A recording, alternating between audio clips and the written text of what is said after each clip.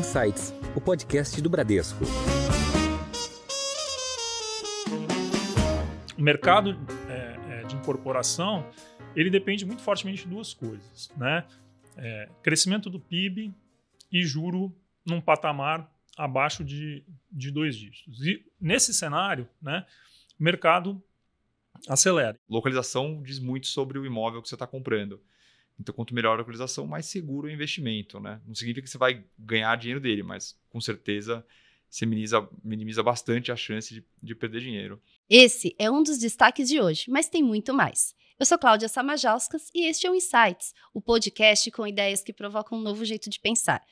O mercado imobiliário tem se adaptado para atender às necessidades dos clientes e inovar em soluções. Novos modelos e diferentes conceitos vêm surgindo para acompanhar as transformações digitais e a busca por áreas comuns sustentáveis. Ao mesmo tempo, esse setor continua sendo fundamental para a economia e um universo cheio de oportunidades para quem quer investir, seja em imóveis ou em fundos imobiliários. Mas depois da pandemia, e com juros mais elevados, você deve estar se perguntando como é que está esse mercado? Em que cidades estão as melhores oportunidades para quem quer investir? Para ajudar a responder essas perguntas, hoje eu tenho aqui o prazer, eu estou estreando no podcast Insights e eu tenho aqui a presença do Alexandre Volinek, que é CFO da Tegra Incorporadora. Seja bem-vindo, Alexandre.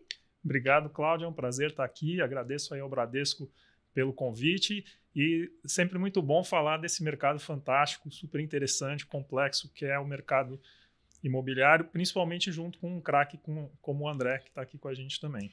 E para completar nosso bate-papo, a gente tem aqui o André Moore, que é Head de Real Estate do Bradesco BBI. Seja bem-vindo também, André. Obrigado, Cláudia. Obrigado, Alexandre. Super feliz de estar aqui com vocês de novo e falar desse mercado tão importante para a economia brasileira, ainda mais como parceiros como a Tegra. Bom, Alexandre, para começar, vou pedir para você contar um pouquinho sobre a história da Tegra, compartilhar um pouquinho das visões que vocês têm para o mercado imobiliário, para o setor de construção e também falar um pouquinho dos big numbers da empresa. Tá bom. A Tegra está há 45 anos no Brasil, né? A gente acaba de celebrar uma data importante. Ela é uma incorporadora do grupo Brookfield, um grupo canadense que tem mais de 820 bilhões de ativos investidos pelo mundo, né? E a Tegra é uma dessas empresas, né? A Tegra passou por diversas fases, assim como o Brasil, né? Seguindo os ciclos do Brasil. E o nome Tegra ele surgiu em 2016, né? A nova marca Tegra ela vem da palavra integrar, de integração. E foi justamente um momento de mudança estratégica, né? De enxergar esse mercado de uma forma mais ampla, mais integrada, que não é só fazer apartamento para as pessoas, mas é realmente um mercado que impacta a sociedade de muitas formas, né? Ele transforma as cidades urbanisticamente, ele gera muitos empregos. E aí surgiu muito forte, então, né, nessa visão aí de stakeholders, né, de sociedade, clientes e acionistas, né, uma nova estratégia muito realmente centrada na sustentabilidade, né, que virou um valor fundamental, muito central na nossa estratégia desde 2016 com a marca Tegra. A Tegra ela foca, né, no mercado de média e alta renda, de empreendimentos residenciais verticais, né, apartamentos, nas cidades de São Paulo, Rio de Janeiro e Campinas. E também, depois que mudou a marca para a Tegra, a gente lançou uma nova linha de negócio, que é o desenvolvimento urbano, loteamentos com a marca Tamboré. E a gente tem atuado com a marca Tamboré, também fazendo loteamentos para média e alta renda, em cidades de médio porte pelo Brasil. Interior de São Paulo, interior de Minas Gerais, Paraná. E é uma linha de negócio bastante rentável que tem crescido bastante, tem tido bastante demanda. Alexandre, aproveitando um pouco da história que você falou, né? A gente conhecendo o grupo bastante, lembrando que a Brookfield tem quase 100 anos de Brasil, mais de 100 anos no Brasil, e já vivenciou todos os ciclos econômicos e juros que a gente vem vivendo, né? Ano passado, a companhia encerrou, mesmo com eleição, mesmo com juros subinte, né? Conseguiu encerrar o ano com lucro, né? Um mercado razoavelmente desafiador.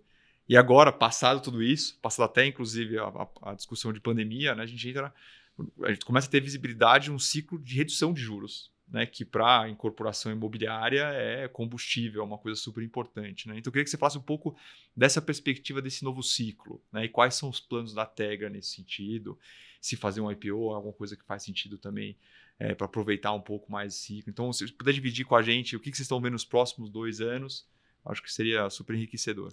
Tá joia, André. 2020 e 2021, né, pós-pandemia, surpreendentemente, foram anos super aquecidos para o mercado imobiliário, né, as vendas muito fortes, isso impulsionado pelo juro baixo, né, e também demanda das pessoas com novas necessidades aí pós-pandemia. Mas 2022 já foi um ano realmente que o juro mais alto começou a impactar um pouco o mercado, né, mas a demanda, surpreendentemente, ela se mostrou relativamente resiliente, né, principalmente no segmento aí de mais alta renda, né? E a gente está muito satisfeito com os nossos resultados, né? A gente vê que a nossa estratégia, a nossa execução está funcionando, né? Como você falou, ano passado a gente deu 190 milhões de lucro, 30 milhões a mais que o ano anterior, né? 2021, num cenário realmente mais desafiador de vendas, foi um crescimento de 20%, né? A Tegra hoje, né, ela é uma empresa de capital fechado, mas ela é uma das maiores incorporadoras no Brasil, né? Ela se compara aí realmente às empresas de capital aberto. Ano passado a gente lançou 1,5 bilhão em VGV, né, em valor geral de vendas, que é a métrica que o setor usa, né, para medir o potencial financeiro dos empreendimentos, né? A maior parte disso no mercado de São Paulo, né, 1,4 bilhão no mercado de São Paulo. Mas isso que a Tegra lançou, né, representa só 3% do que foi lançado no mercado de São Paulo, né? Então, isso mostra o potencial de crescimento que existe para a companhia somente no mercado de São Paulo, fora Rio de Janeiro, que é um outro mercado grande, Campinas, que a gente atua. É um mercado enorme, cheio de oportunidades, né? E você sabe muito bem que a Tegra, né, já iniciou um processo de abertura de capital em 2021, né, no momento que o mercado estava com apetite para isso, porém, ela não conseguiu concluir o processo dentro da janela esperada, a janela se fechou, mas é algo que está sempre na nossa perspectiva, né, de voltar a acessar o mercado de capitais para apoiar, né, e abrir mais portas de crescimento para a gente nesse mercado enorme, né, que está com uma demanda resiliente, e a nossa expectativa, né, principalmente agora para o segundo semestre, é de uma retomada, né? O início desse ano ainda foi muito parecido com o ano passado, juro alto, governo novo, cliente cheio de dúvidas, né? Assim, o mercado de incorporação, ele depende muito fortemente de 2 coisas, né?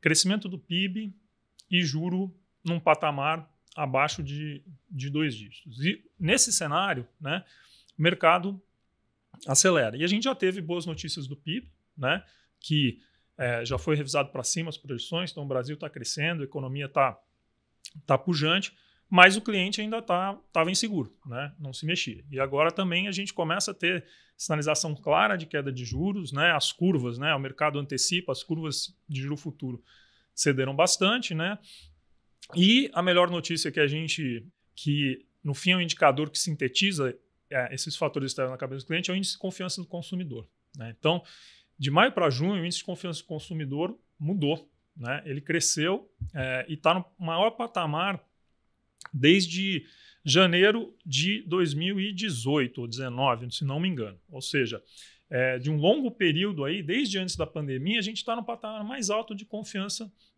do consumidor. E o maior aumento da confiança do consumidor nessa última leitura, de 6 pontos percentuais, foi no segmento acima de R$9 mil de renda, que é justamente onde a gente atua, né, da média para alta renda. Então, isso para a gente foi além, né, do ânimo do mercado, foi um grande ânimo ver isso, de realmente ver que isso está se consolidando, né, e a demanda realmente deve voltar a crescer, o cliente deve voltar a tomar a decisão de investimento dele, né? E como eu falo, é um mercado complexo, né? E às vezes é difícil os clientes entenderem toda a complexidade, né? E olharem. Mas assim, um cliente que compra um imóvel na planta hoje, né? Ele vai pegar um cenário muito melhor para esse investimento do que quem comprou há 2 anos atrás. Por quê? Porque durante a obra, né, o valor do imóvel ele é corrigido pela inflação, pelo INCC. E a gente agora está num momento de inflação sob controle, né? O INCC teve meses esse ano que foi praticamente zero, né? Ele está num acumulado aí abaixo de 5%. E isso é bom para o cliente, né? Ele tem mais previsibilidade do que ele paga durante a obra e o que ele vai ter que financiar. E embora hoje o juro esteja mais alto, né? E o juro do financiamento imobiliário ele ainda, né? Ele não segue a risca Selic, ainda temos boas taxas, né? Mas a tendência é que com o tempo isso também vai cair. Então, comprando imóvel na planta hoje, daqui a 2 anos, a tendência é ele pegar um juros muito melhor aí para fazer o financiamento. Ah, Alexandre, então quer dizer que não é bom comprar então um imóvel pronto agora e financiar, que aí eu vou ficar com esse juro alto travado o tempo todo? Não, não vai acontecer isso também, né? A gente tem já há algum tempo, né, a portabilidade do financiamento, né, que permite o cliente, né, mesmo que ele comece um financiamento hoje, daqui a pouco a taxa de juros cai, né, ou renegociando com o banco dele, ou fazendo portabilidade para outro banco, ele pode se beneficiar também da queda de juros. Então ele não vai ficar pagando esses juros durante 30 anos. Ele pode, né, se ele quer o imóvel, quer comprar, é um bom momento para comprar, tem ótimas ofertas, né, produtos incríveis aí no mercado, e daqui a pouquinho o juro caiu, você renegocia e ajusta e vai adiante.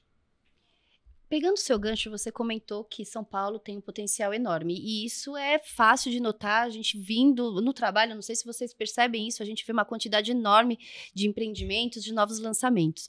Mas eu queria perguntar para você, como é que você vê essas oportunidades de investimento em outras praças? A Tegra, ela atua no Rio de Janeiro e em Campinas, mas você tem um cenário para passar para a gente de outras localidades? Como é que você enxerga esse potencial também? Olha, a gente conhece mais realmente essas praças onde a gente atua, né? A gente elencou essas praças, né, pelo potencial econômico, pela história que a gente tem nessas praças de marca, e são praças aí sempre pujantes, que têm seus ciclos, mas com o mercado imobiliário aí bastante forte, né? Seja para moradia, seja para investimento, né? Sempre tem muitos investidores. E a gente vê que o mercado investidor também com os estúdios, né, a questão do Airbnb, etc., surgiu um novo mercado aí para investimento, onde a gente tem visto mais esse público investidor vindo adquirir os imóveis. Eu queria aproveitar a pergunta dela para falar um pouco dos 2 segmentos que você mencionou que a Tegra atua, né, que é o médio e o alto padrão. E a gente sabe que eles reagiram de maneiras diferentes no ciclo de alta de juros, né? O que você disse, o alta renda ele continuou indo bem e o baixa renda ele freou um pouco, né? Por causa do affordability do imóvel. Olhando para frente, né? Para esse ciclo de queda de juros que a gente tem agora, essa confiança excelente do consumidor, né? Se você puder falar dos desafios dos 2 padrões, de agora para frente, e do potencial que eles têm agora nesse ciclo, na cabeça da companhia, né? Assim, um pouco onde vocês vão focar, apostar suas fichas daqui para frente. Então, como você mesmo colocou, né, o mercado mais de alta renda ele é mais resiliente, né? Geralmente é um cliente que ele tem reserva, ele pode tomar essa decisão, às vezes, independente ali do patamar de renda, não tem uma preocupação tão grande com o emprego, então ele se mostra mais resiliente, né? E no ano passado, por exemplo, a gente observou o mercado, a gente foi mais cauteloso com o lançamento, mas a gente fez no final do ano lançamentos bem importantes, focado nesse segmento de alta e altíssima renda, né, de luxo, e foram muito bem esses empreendimentos, né? Acho que um destaque é o empreendimento Bueno Brandão, 257, ali na Vila Nova Conceição, que é um prédio de altíssimo luxo, né, numa localização super privilegiada, onde são apartamentos de mais de 500 metros quadrados, com 5 suítes a R$50 mil o metro quadrado, né? E existe público para isso, né? E o produto está evoluindo bastante bem. E a gente também lançou o Bem Moema, que é um empreendimento mais dentro de um padrão mais comum, que a gente faz com mais frequência, ali no coração de Moema, também pega um cliente de alta renda, e o produto está indo bastante bem, né? No média renda, a gente tem vários produtos lançados, né, que foram entregues, etc. E é um cliente que ele compra para morar, né? Ele precisa morar, então ele quer continuar tudo, e às vezes fica um pouco desafiador para ele, né?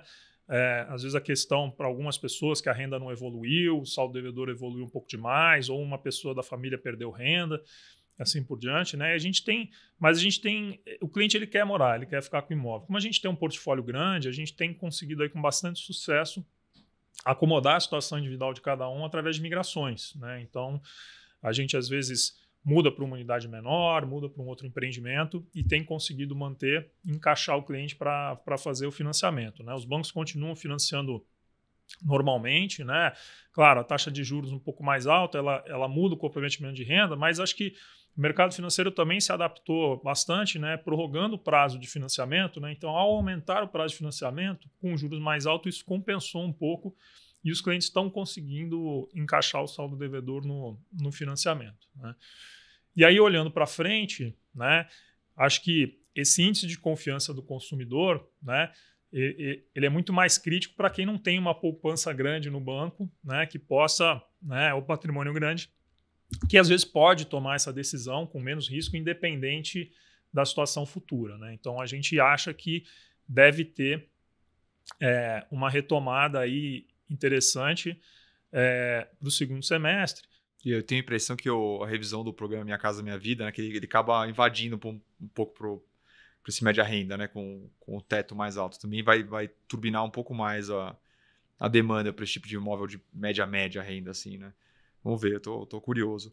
E falando um pouco de formação de land bank, assim, que conversa muito com isso, né? Você tem que estar otimista com o médio ou com alta renda para começar a formar mais land bank para daqui processo de aprovação ou 2 anos, para aquele 2, 3, 4, 5 anos, né? Se puder dividir um pouco para a gente aqui como que é esse processo de formação do land bank, qual que é o raciocínio que envolve, como que você faz a exposição de caixa, né? Que é uma discussão que todo incorporador tem, né? Se ele paga à vista em caixa ou se ele faz uma permuta. Então, se puder dividir um pouco desse segredo aí com a gente. Tá bom.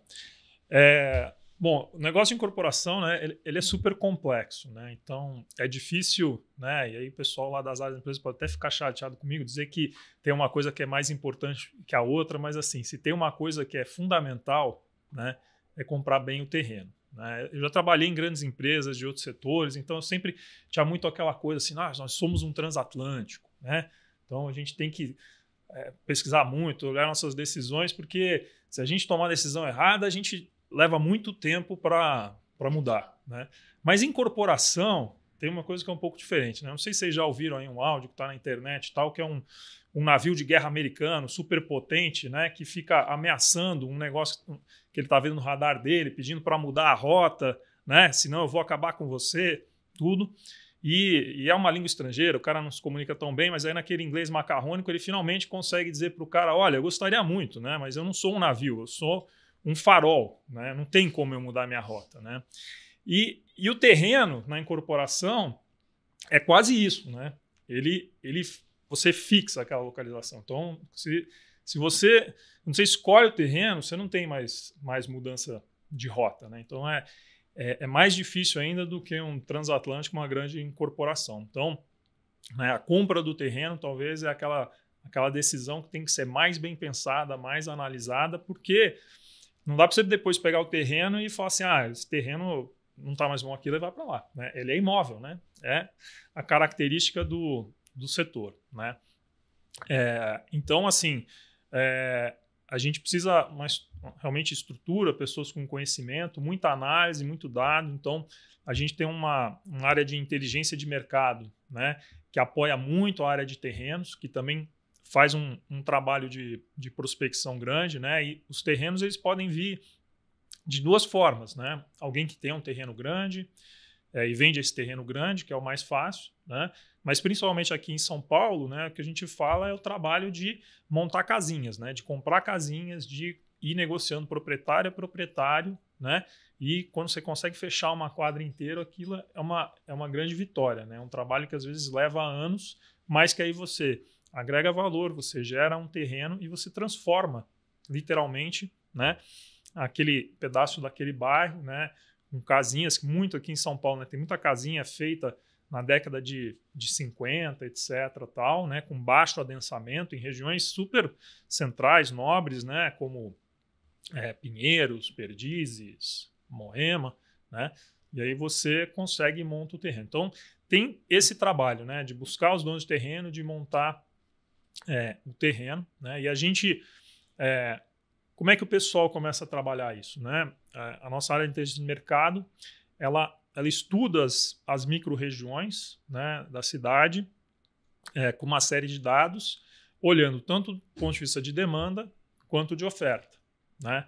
Então, tem bairros que podem ser muito bons de demanda, mas a gente sabe, né? A gente sabe todos os terrenos que tem comprado, todos os empreendimentos que tem para lançar, mas fala assim, não, aqui já tem muita coisa que vai sair, né? Talvez não vá comportar, mas em outro lugar, às vezes está um fim de ciclo, deu uma desaquecida, e a gente acha agora vai ser uma oportunidade, então isso direciona o trabalho do time de terrenos, eles estão sempre prospectando, né?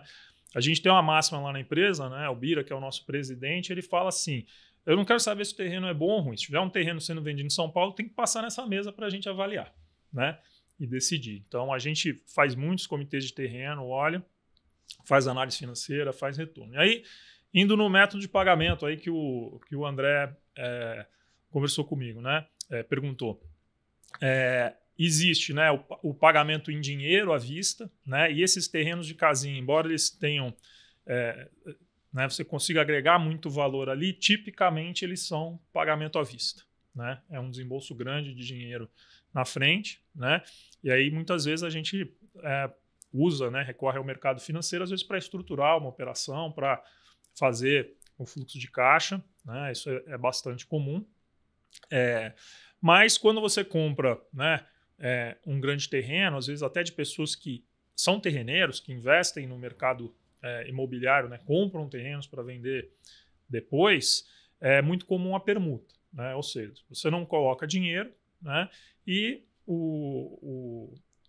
a empresa, né, te cede o terreno em troca, por exemplo, de 20% das unidades do empreendimento. Então, quando o empreendimento estiver pronto, ela vai ter aquelas unidades, vai vender e vai receber aquela receita, né?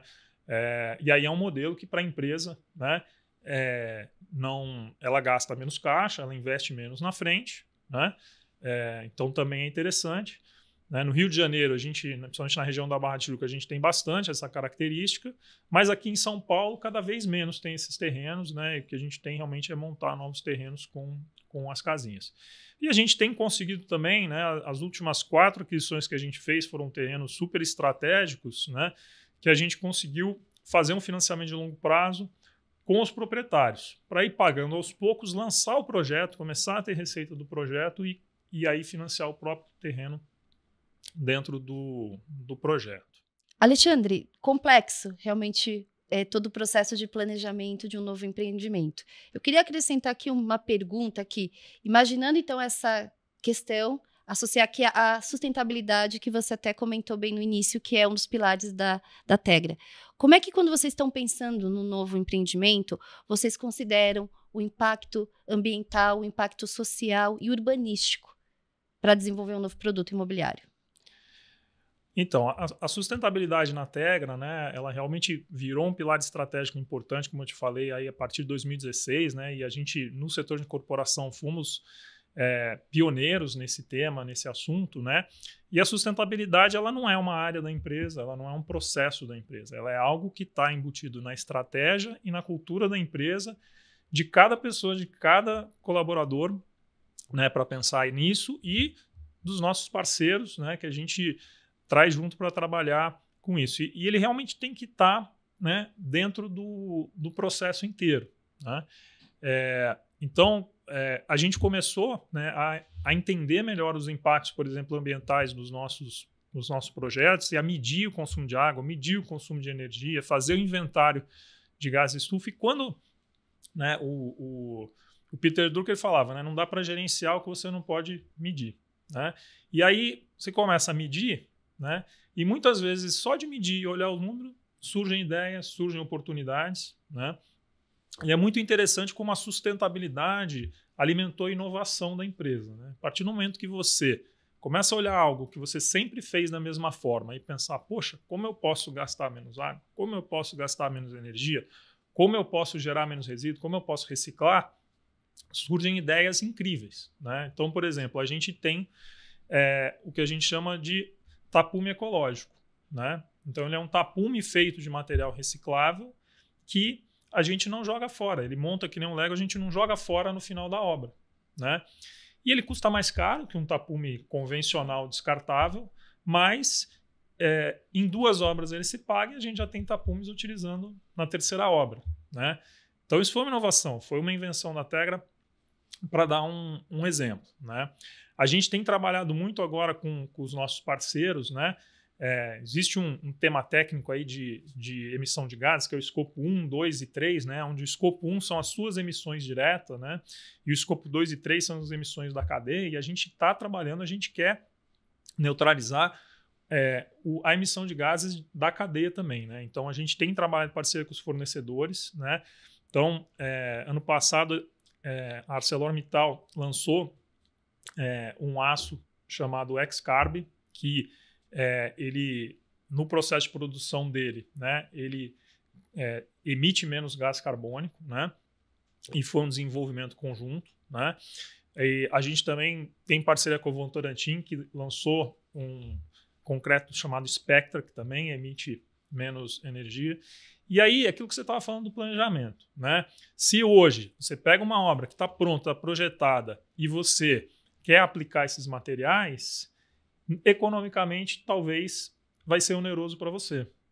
Por quê? Porque esses materiais eles têm características diferentes e você precisa já nascer o projeto prevendo as características físicas desse material, você usa menos material, você consegue fazer o prédio mais leve, né? E embora o material unitariamente custe mais caro, no fim essa conta se paga e fecha, né? Então é muito interessante, né? A gente fala, né, a sustentabilidade, né?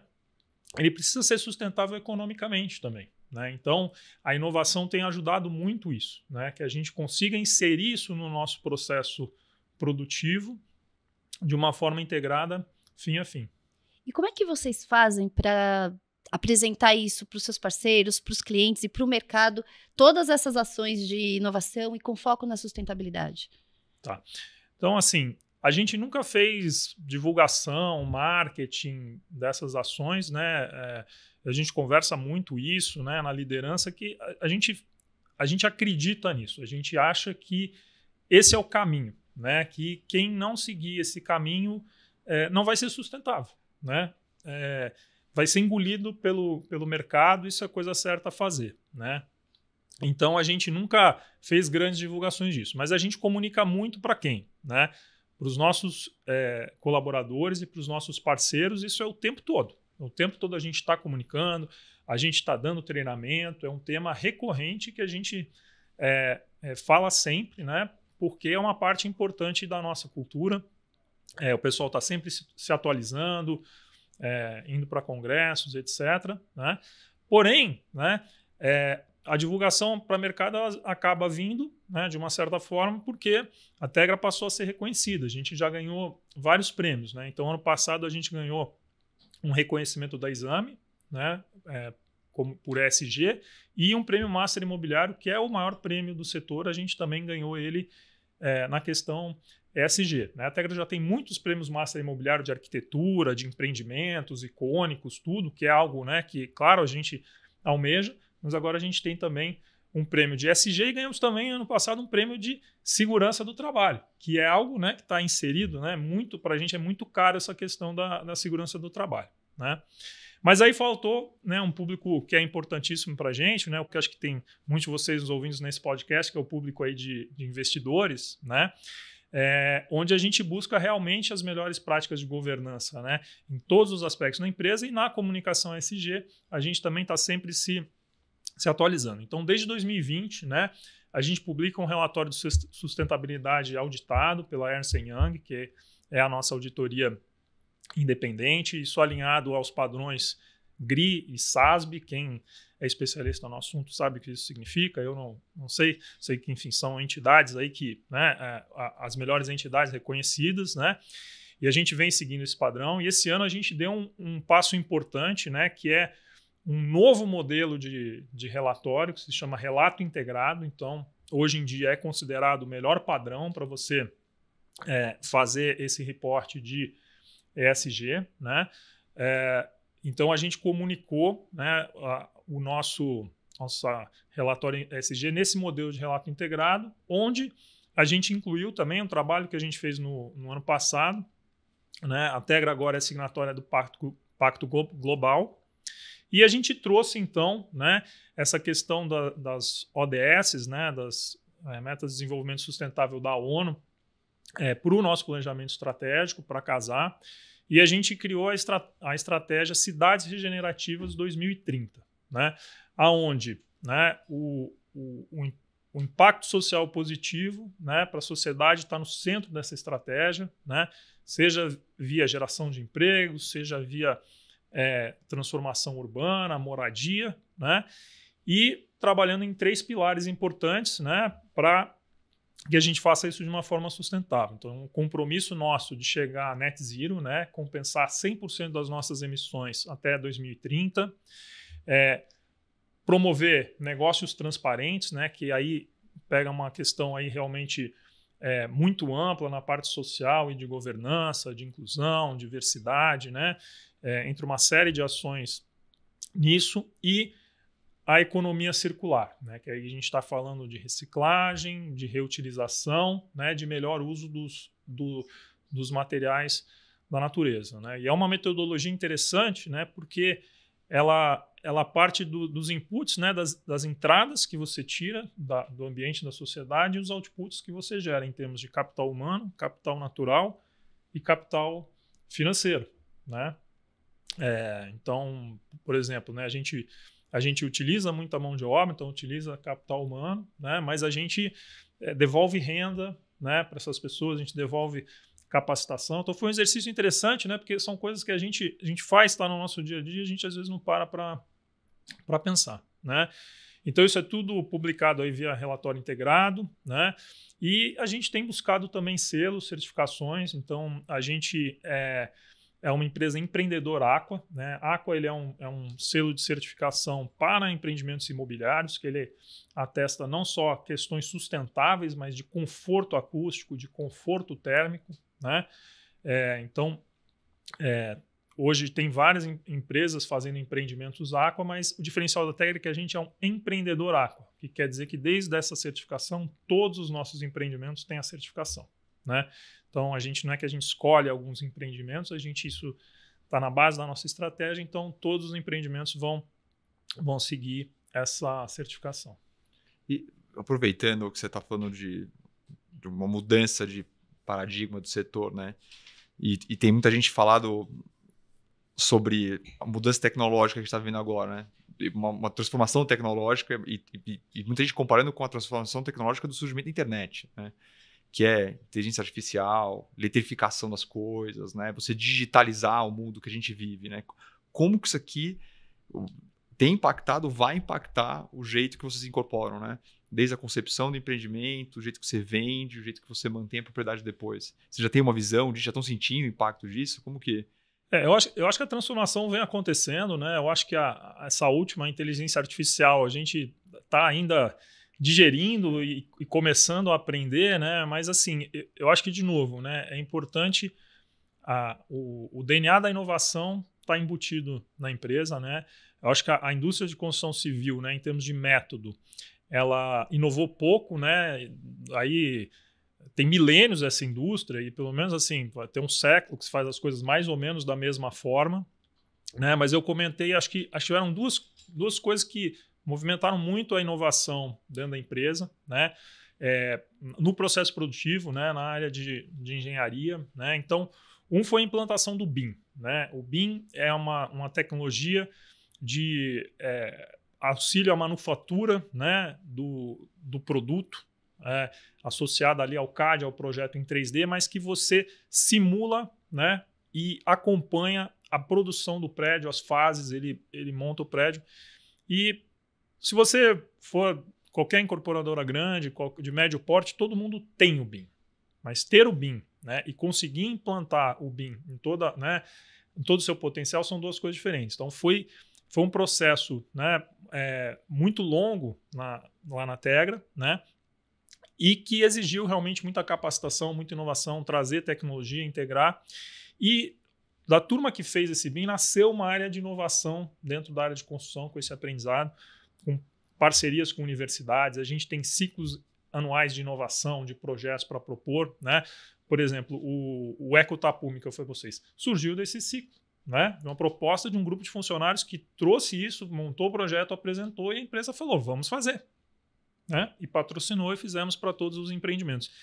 E surgem outras ideias, pequenas ou grandes. Né? Então, eu não sei se vocês já tiveram a oportunidade de visitar a obra, tal. Acho que o André está no setor, já subiu. Né? Então, você sabe que você chega ali no patamar e eles te mostram um projeto em papel do andar, né? Onde o pessoal acompanha ali e tal.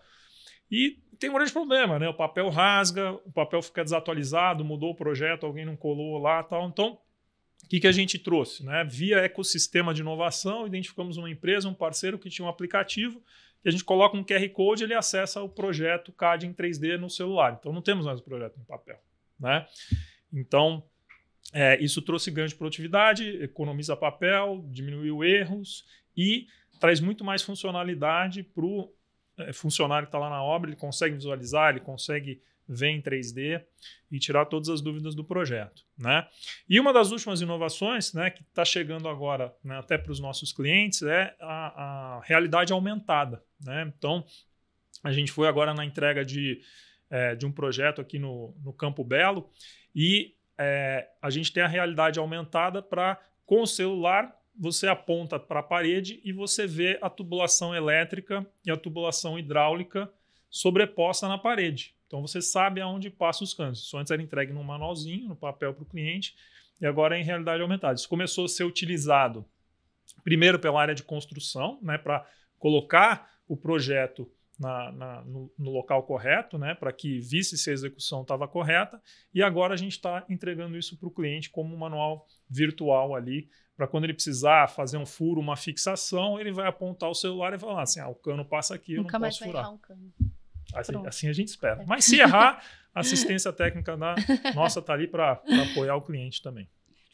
Bom, eu tenho agora uma pergunta aqui de milhões, tanto para o André quanto para o Alexandre, né? Para quem quer investir, onde estão as melhores oportunidades de investimento no setor imobiliário? É investir, é alugar, é investir? Queria que vocês comentassem um pouquinho sobre isso. Vou jogar para o especialista primeiro aí.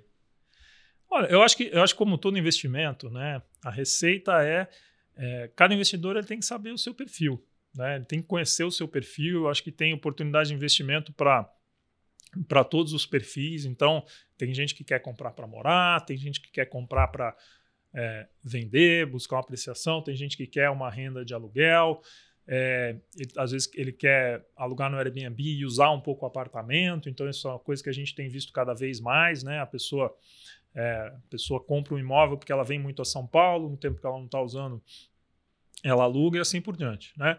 E eu acho que assim, o fundamental, né, como também todo investimento, você quer investir, você tem que procurar um produto de qualidade, um parceiro de qualidade, né? E assim, a Tegra tem um portfólio grande, a gente entregou 18 empreendimentos que estão prontos para morar no ano passado, excelentes empreendimentos. Então, convido vocês a conhecerem os nossos empreendimentos, visitarem nosso site, visitarem a nossa área de vendas, e com certeza a gente vai ter especialistas aí para entender a sua necessidade, o seu desejo e aconselhar você de uma forma consultiva. Não tem uma resposta única para isso. É verdade. Eu acho que assim, a gente pode dar algumas dicas, né? E o Alexandre já mencionou uma no começo do podcast aqui, que é location, né? Na verdade, é como não perder dinheiro, né? Localização diz muito sobre o imóvel que você está comprando. Então, quanto melhor a localização, mais seguro o investimento, né? Não significa que você vai ganhar dinheiro dele, mas com certeza você minimiza bastante a chance de perder dinheiro. O segundo é entender onde você está no ciclo também e onde o bairro está, né? A gente agora, como eu mencionei algumas vezes, vai entrar num ciclo onde o juros cai, né? Teoricamente, a demanda por imóvel aumenta, né? Então, a liquidez dos imóveis vai aumentar e tudo mais. Então, quando o ciclo, geralmente, de juros cai, é um bom momento de comprar e vender os imóveis, né? Comprar para investir e vender rapidamente ou para vender o imóvel que você tem lá no seu portfólio, né? Então, sempre ficar atento a isso. De novo, vamos entrar num ciclo aí que parece ser de 12, 18 meses de juros que cai, deveria ser bom. Depois é a aptidão do imóvel, né? Que aí vem que conversa com localização também. Localização de imóvel define qual que é o tipo de imóvel. Tem um bairro de luxo, tem que ser um imóvel de luxo, né? Um imóvel mais simples talvez não tenha tanta demanda por lá. Ou você vai num bairro que é um pouco mais simples, um imóvel de luxo talvez não tenha tanta demanda lá. Então, acho que ter essa sensibilidade também, se for um investimento, deveria existir, né? Mas no final é o que o Alexandre disse, localização define tudo, né? Então... E aí, assim, né, você está falando sobre demanda e tal, né? Essa pergunta aí, poxa, ano passado, juro alto, a demanda é resiliente e tal, porque realmente existe uma demanda latente, existe uma demanda reprimida, existe um déficit aí por habitação, que ele é histórico, né? E no ciclo ali de 2014 a 2018, né? Foi uma crise para o país, mas foi uma crise muito severa para o setor e se produziu muito pouco imóvel. Então, você ficou ali 4 anos colocando pouco imóvel. Então, isso agravou, né? 2019 começou a acelerar, né? Lançando bastante. Veio 2020, a pandemia segurou o lançamento. Aí 2021 lançou bastante. Então, assim, a gente ainda está num processo de catch-up dessa demanda, né? Então, por isso que a demanda ela fica resiliente, mas a tendência é, né, que com a queda do juro, a melhora do cenário econômico, ela cresça de forma exponencial, né? E é muito interessante também, né? A pandemia, né, com todos os traumas que ela trouxe para a gente, tudo, ela ressignificou muita coisa na vida das pessoas, né? Em muitos aspectos. E a moradia foi uma dessas, de forma fundamental. Então, as pessoas passaram mais tempo em casa, viram que existe a possibilidade delas terem necessidade de ficar mais tempo em casa, né?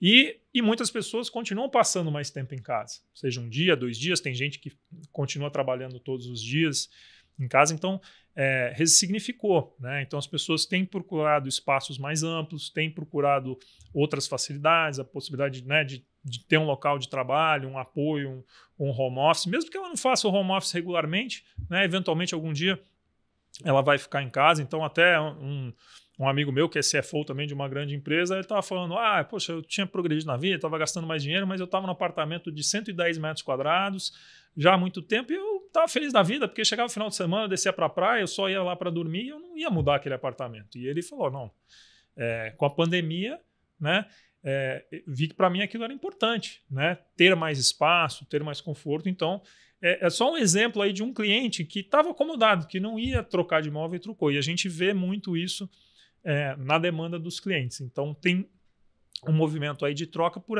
toda essa mudança que aconteceu. Bom, a gente está chegando ao fim do Insights de hoje e a gente tem como tradição aqui pedir para os nossos convidados trazerem uma dica cultural. Pode ser um filme, pode ser um livro, enfim, o que vocês têm aqui para compartilhar com a gente. Vou começar aqui com o Alexandre. Alexandre, o que você tem para dividir com a gente? Eu vou puxar a sardinha para a prata da casa, né? Eu convido todos vocês a conhecerem a Casa Tegra. A Casa Tegra, ela é uma de inúmeras gentilezas urbanas que a gente faz. A gente sabe que a incorporação, a construção, ela incomoda a cidade, né? Ela traz benefícios, né, a longo prazo, mas ela incomoda. Então a gente busca retribuir isso através de adoção de praças e várias ações de gentileza urbana. E uma das nossas gentilezas para a cidade de São Paulo é a Casa Tegra. É um hub cultural, um espaço público que está de casa nova aqui no Itaim, na rua Joaquim Floriano 188. É num empreendimento nosso muito bonito, o DSG. Então, na Casa Tegra, a gente sempre tem várias exposições, vários eventos. E agora, no mês de julho, para quem estiver em São Paulo e puder ir lá presencialmente, a gente está com uma exposição muito bacana de fotografias de um artista baiano chamado Quiolo. Maravilha. André? Vou indicar um livro que eu li recentemente, que eu gostei bastante, que é a biografia do Sam Walton, que é o fundador do Walmart, chama Made in America. Acho que além de ser super divertido, é uma história muito inspiradora, que mostra o primeiro amor dele pelo business dele e também o amor dele a real estate, que é muito interessante, né? O varejista ele gosta muito de localização e de real estate, então eu recomendo muito. Muito divertido, fácil de ler e uma história bem inspiradora. Bom, quero agradecer a participação do Alexandre Volinek, o CFO da Tegra Incorporadora. Obrigada pela participação, Eu Alexandre. que agradeço, muito obrigado. Também quero agradecer o André Moura aqui pela participação. Eu que agradeço, muito Me obrigado. senti lisonjeada na minha estreia aqui no podcast Insights. O Insights está nas principais plataformas de áudio e no Instagram, no perfil podcast.insights. Siga a gente, fique por dentro das gravações e dos bastidores, tem muito conteúdo bacana lá. Tchau!